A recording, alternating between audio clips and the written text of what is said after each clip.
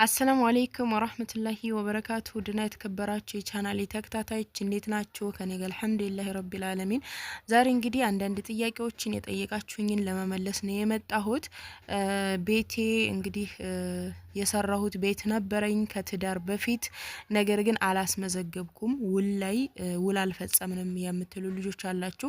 እንዲሁም ደግሞ ውል እንዴት አድርገን ነው የምንጻጻፈው የምትሉም አላችሁ። የሁላችሁንም መልስ መልሳለሁኝ። ሌላው ነገር ደግሞ አረብ ሀገር ሆናችሁ እናንተ ኢትዮጵያ ባልየው ሆኖ ኒካ የምታደርጉ ለናንተም እንግዲህ የምለውን እነግራችኋለሁኝ። ቪዲዮውን እስከመጨረሻው ተከታትላችሁ ላይክ፣ ሼር፣ ሰብስክራይብ ማድረጋችሁን እንዳትረሱ። ሌላው ደግሞ ይሄን አረቢያን መጅልስ ስንት በስንት ነው ስንት ነው ያሰራሹ እያላችሁ ለምትጠይቁኝ እኔ ለጓደኛዬ ሜትር 12500 ብር ነው ያሰራውላት። 9 ሜትር ነው አይታችሁታል፣ በቪዲዮ አሳይቻችኋለሁ። ማሰራት የምትፈልጉ ከሆነ አሪፍ ከለሮችንም አምጥቼላችኋለሁ መምረጥ ትችላላችሁ። ማሰራት የፈለጋችሁ ቁጥሬን ኮሜንት መጀመሪያ ላይ አስቀምጫለሁኝ፣ አሁንም አስቀምጥላችኋለሁኝ። በውስጥ መስመር አውሩኝ ማለት ነው። እንደምታዩት 9 ሜትር ነው የጓደኛዬ ሳሎን ነው ላይ የተደረገው። ይሄንን ይመስላል። በጣም ቆንጆ ነው። ልስልስ ያለ በቃ የሆነ ነገር ከፈሰሰባችሁም ለመወልወል በጣም የሚመች ነው ልብሱ ማለት ነው። በጣም ደስ የሚል ነው። ከለር ግን በብዛት ብዙ አይነት ከለር አለ። የመረጣችሁትን ብዙ ፎቶዎችን እዚህ ጋር ማስገብቻለሁኝ።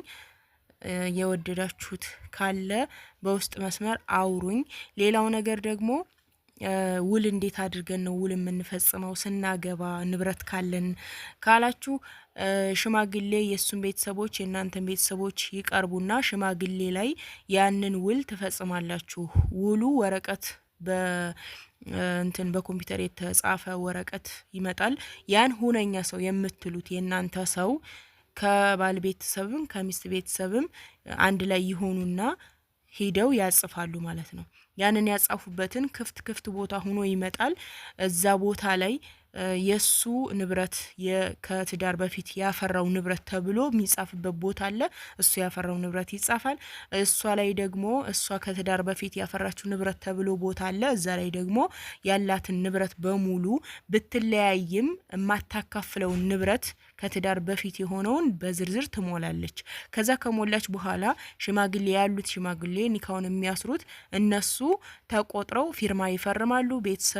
የሷም ቤተሰቦች የሱም ቤተሰቦች ይፈርማሉ። ሁሉም የተስማሙበት ነው። ከዛ ሽማግሌ ይገባበታል፣ ምስክር ይፈርማል ማለት ነው።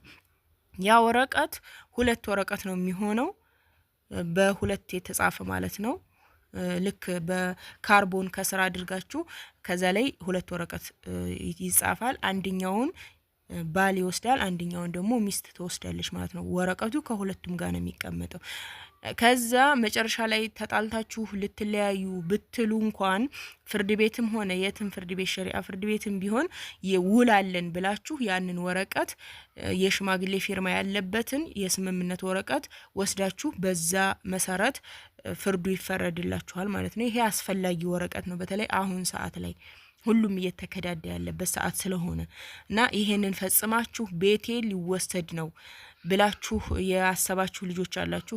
ከትዳር በፊት የገዛሁት ቦታ ነበረኝ። ከዛ ከተጋባም በኋላ ቤት ሰራሁኝ፣ ወይ ደግሞ ከትዳር በፊት የጀመርኩት ቤት ነበረኝ። ከተጋባም በኋላ ቤቱን ጨረስኩኝ። ይሄን ቤት ሊወስድብኝ ነው ወይ ሊካፈለኝ ነው ወይ ያላችሁ የምትጠይቋላችሁ። እንግዲህ እንደነገርኳችሁ ለሁሉም ነገር ውል ያስፈልጋል። ውል መፍጀት አለባችሁ።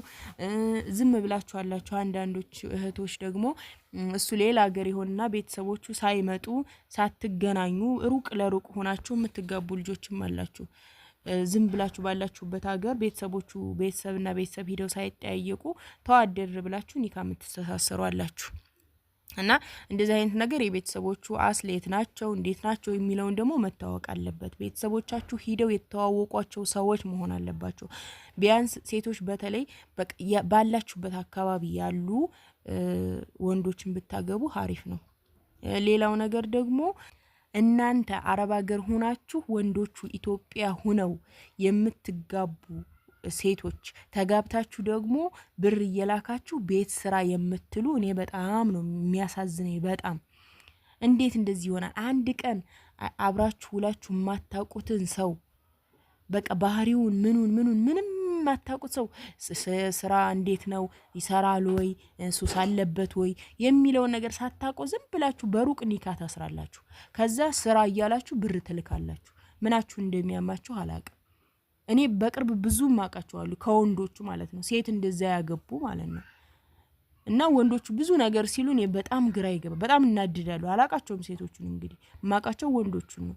ግን አረብ ሀገር ናት ያለችው እኮ እዛ ሆነን ተሳሰርን፣ ከዛ ብር እየላከች አሁን እንደዚህ እያደረኩ ነው እንደዚህ እያደረኩ ነው ይላሉና እባካችሁ በቃ ዝም ብላችሁ አንድ ቀን የማታውቁትን ሰው አንድ ቀን አብራችሁ ውላችሁ ባህሪውን ማንነቱን ሳታውቁ ዝም ብላችሁ በሩቅ ኒካ አስራችሁ ብር እንዴት እንደምትልኩ እኔ አይገባኝም። እና ይሄን ጥንቃቄ ልታደርጉ ይገባል። ቢያንስ የምታውቁትን ሰው በአካል የምታውቁትን ሰው ነው ኒካ ማሰር ያለባችሁ። ወንዶቹ አሁን ላይ በጣም ከባድ ነው። ሁሉም ወንድ ማለት ባይቻልም አብዛኛው ወንድ በቃ ለብር ብሎ ነው ሴት ልጅ አሁን ላይ እየፈለገ ያለው። በቃ ቁጭ ብሎ መቃሚያ እንድትልኩለት ነው የሚፈልገው አብዛኛው። የት ናት ማናት ምንድነው ያላት እንዴት ነው አግብቻት ገንዘቧን ማግኘት የምችለው ነው አብዛኛው ወንድ የሚለው አሁን ሰዓት ላይ። እና ጥንቃቄ አድርጉ። ገንዘባችሁን ያዙ። ከሰራችሁ በኋላ ገንዘባችሁን ከያዛችሁ በኋላ ኢትዮጵያ ምጥት ብላችሁ መርጣችሁ የምታውቁትን ባህሪውን ምኑን ያወቃችሁትን ሰው አግቡ። ገባችሁ? የሚያስተዳድራችሁን አይታችሁ አግቡ። ግን እናንተ እዛ ሆናችሁ ኒካ ታስራላችሁ። ከዛ ለሱ ለቀለብም ለመስሪያም ለምንም እያላችሁ ትለፋላችሁ። እንደዚህ አታድርጉ። ብቻ አላህ ይጠብቃችሁ። ያለው ነገር ይሄ ነው። ይሄንንም እንደነገርኳችሁ አረቢያን መጅሊሱን መሰራት የምትፈልጉ ካላችሁ በውስጥ አናግሩኝ። ሌላም ነገር ጣውላ፣ ዱላብ፣ እንደዚህ አልጋ ምናምን ማሰራት የምትፈልጉም እንደዚሁ በውስጥ አውሩኝ። እቃ ማዘዝ የምትፈልጉ ሁሉንም ነገር አሰራላችኋለሁኝ ቢኢዝኒላህ። በታማኝነት አሰራላችኋለሁኝ። የፈለጋችሁትን ነገር በውስጥ መስመር አዋሩኝ ማለት ነው። ሌላም ሀሳብ አስተያየት፣ ጥያቄ ካላችሁ ኮሜንት ላይ አስቀምጡልኝ። በውስጥ መጠየቅ ትችላላችሁ። የፈለጋችሁትን ጥያቄ እኔ ለመመለስ ዝግጁ ነኝ ማለት ነው። እናንተን ለማማከር ዝግጁ ነኝ። አብሽር።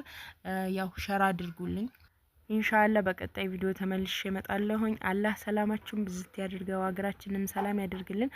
ወሰላሙ አለይኩም ወራህመቱላሂ ወበረካቱ።